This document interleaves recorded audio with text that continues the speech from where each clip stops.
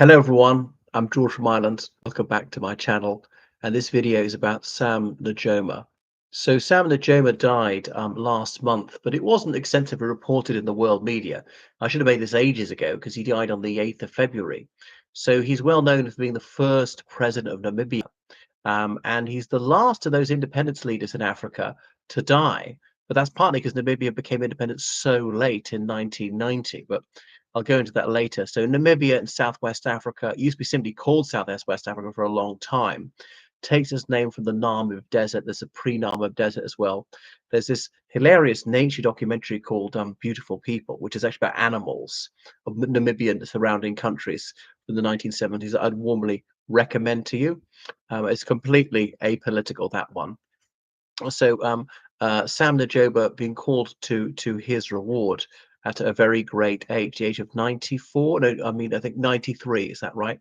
So he's from Ovambo land, which is then in Southwest Africa, because Namibia was allotted to Germany in the Treaty of Berlin. So Congress of Berlin, 1885, as part of the scramble for Africa. So the Germans annexed it with the agreement and sometimes against the will of the indigenous people. And that was it, colonized them. The Herero rebelled against them, and many of them were killed. They'd just been in battle, but I mean, the German authorities deliberately poisoning wells and so on. And this is in the early 20th century. They say it's the first German genocide of the 20th century. Now, some German politicians and clergy gallantly spoke up against this. The survivors often fled to British territory like South Africa or Botswana. The Namibians are fleeing, but the United Kingdom didn't protest because rebuilding cordial relations with Germany after the Second South African War was thought to be more important than trying to save the indigenous people of German Southwest Africa. But anyway, so he grew up in a chieftain's family, and he was the eldest child out of one of 11. Being an eldest child often makes you a leader, so they say. His parents were Lutherans because Christian missionaries had spread that type of German missionaries had spread that type of Christianity a lot. So he went to school, which obviously a lot of people didn't go to school in the 1930s Namibia, run by Finnish missionaries.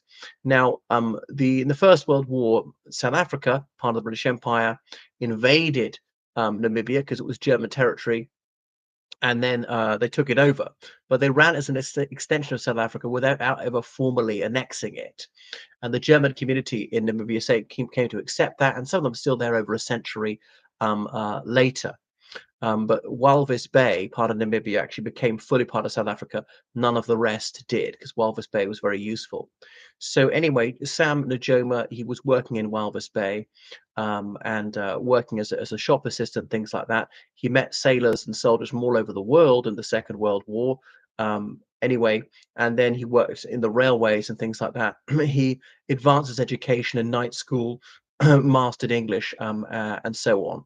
So he was a trades unionist, like lots of the independence leaders of Southern Africa, like Joshua Nkomo, for example, partly on the railways, because they traveled around, they exchanged ideas, things like that. They had to be literate. Um, and he went to South Africa a lot. And obviously, apartheid had been introduced to South Africa and extended to Namibia, which is treated as really as an adjunct of South Africa. So he's part to be various anti-colonial groups saying that Namibia mustn't be treated as an extension of South Africa, must be fully independent. Obviously, apartheid is unjust. Black people should have just as much access to education and economic resources as whites, and so forth. They're not to be used as sort of merely beasts of burden to enrich the ethnic minority, and so on. But the authorities did not like this, of course, and he was arrested sometimes and things like that, and eventually went into Botswana, which became independent. He traveled to Tanzania. So a Pan-Africanist believed in cooperating with others, and then he was aware that Namibia's case for independence was very strong, partly because even South Africa didn't claim that Namibia was part of South Africa, calling it Southwest Africa. So he appealed to the United Nations to say that the South Africans have got to end their illegal occupation of Namibia. So SWAPO was established, Southwest African People's Organization, and had the Southwest African Liberation Army, SWALA, to fight. and suggests, well, we will call the country Namibia rather than Southwest Africa. As they began attacking the South African forces. I remember seeing in the 1960s, and the Spectator magazine in the United Kingdom, a right-leaning magazine aimed at the elite, advertisements taken out for the South African government saying, oh, 50 years of development or whatever. In the years that we have governed Namibia, it's been good for the people. We've spread literacy and built roads, bridges, tunnels, railways, sewerage systems, more electricity. So this is because it's beneficial for the indigenous people in Namibia. Therefore, South African rule should continue, despite it not being lawful. And despite the great majority of Namibian people, black people, having no role in framing the laws that govern them. Anyway, so it went on. So Swala started attacking the South African army and police from 1966 onwards. But of course, the Portuguese Empire was still going to 1974, as in ruling a neighboring country, Angola. But when that was over, that made SWAPO's situation a lot better. The Cubans came in to help the Angolan communists in the Angolan Civil War. South Africa even invaded Angola and so on. And had they won in Angola, the South Africans could have installed a regime that was going to collaborate with them, give South Africa access to a lot more oil, a lot more airspace to be import and export things via Angola and Namibia. But anyway, that didn't happen. And that was a real drain on apartheid South Africa. All white boys in South Africa had to do compulsory military service. Black men could volunteer for the South African army.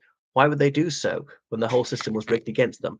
Do so partly out of desperation because they lived in such penury.